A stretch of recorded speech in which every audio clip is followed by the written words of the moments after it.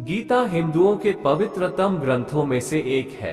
महाभारत के अनुसार कुरुक्षेत्र युद्ध में भगवान श्री कृष्ण ने गीता का संदेश अर्जुन को सुनाया था।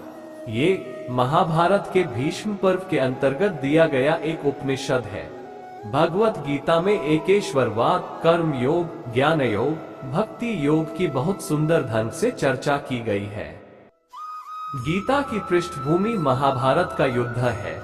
जिस प्रकार एक सामान्य मनुष्य अपने जीवन की समस्याओं में उलझकर कर्तव्य विमूढ़ हो जाता है और जीवन की समस्याओं से लड़ने की बजाय उससे भागने का मन बना लेता है, उसी प्रकार अर्जुन, जो महाभारत के महानायक थे, अपने सामने आने वाली समस्याओं से भयभीत होकर जीवन और क्षत्रिय धर्म से निराश हो गए थे।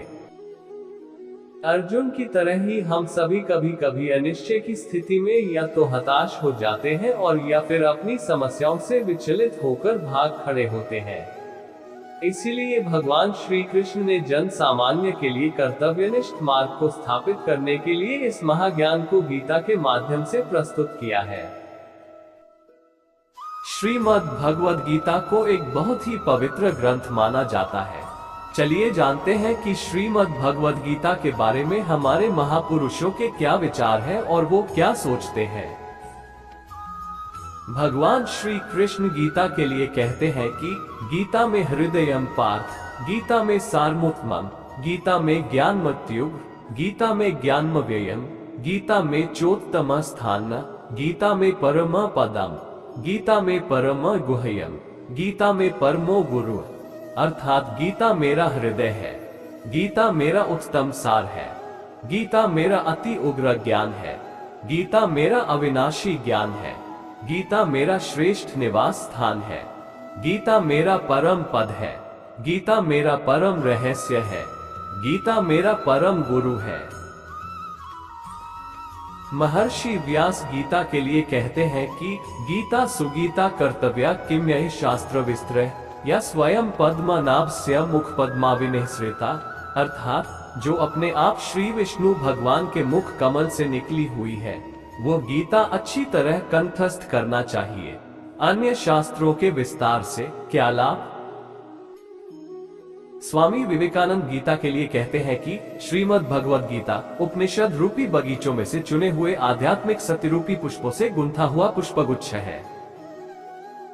महात्मा गांधी जी गीता के लिए कहते हैं कि एक बार मैंने अपना अंतिम समय नजदीक आया हुआ महसूस किया, तब गीता मेरे लिए अत्यंत आश्वासन रूप बनी थी। मैं जब बहुत भारी मुसीबतों से घिर जाता हूँ, तब मैं गीता माता के पास दौड़कर पहुँच जाता हूँ और गीता माता में से मुझे समाधान न मिला हो, ऐसा कभी नहीं हुआ है।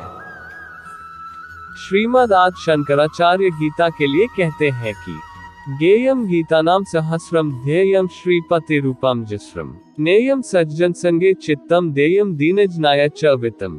अर्थात गाने योग्य तो श्री गीता का और श्री विष्णु सहस्र नाम का गान है, धरने योग्य तो श्री विष्णु भगवान का ध्यान है, चित्तो सज्जनों के संग पिरोने योग्य है और वित्तो दीन दुखियों को देने योग्य है। संत ज्ञानेश्वर गीता के लिए कहते हैं कि गीता में वेदों के तीनों कांड स्पष्ट किए गए हैं, अतः वह मूर्तिमान वेद रूप है और उदारता में तो वह वेद से भी अधिक है। अगर कोई दूसरों को गीता ग्रंथ देता है तो जानो कि उसने लोगों के लिए मोक्ष सुख का रास्ता खोला है। गीता रूपी माता से मनुष्य रूपी बच्चे वियुक्त होकर भटक रहे हैं, अतः उनका मिलन कराना ये तो सर्व सज्जनों का मुख्य धर्म है। चलिए जानते हैं कि भगवत गीता में क्या लिखा है। श्रीमद् भगवत गीता में भगवान श्री कृष्ण ने अर्जुन को उपदेश दिया है, जिसमें साधारण मनुष्य के जीवन से जुड़ी ज्ञान की बातें बताई गई हैं, जिनसे मनुष्य क्रोध, ईर्ष्या, काम वासना, लालच इत्यादि बुराइयों से मुक्ति पा सकता है। सुख एवं आनंद मनुष्य के भीतर ही निवास करते हैं, परंतु मनुष्य उसे स्त्री में, घर में और बाहरी सुख प्राप्ति के लिए ढूंढ रहा है। श्री कृष्ण कहते हैं कि भगवान उपासना केवल शरीर से ही नहीं बल्कि मन से भी करना चाहिए। ईश्वर का वंदन उन्हें प्रेम बंधन में बांधता है।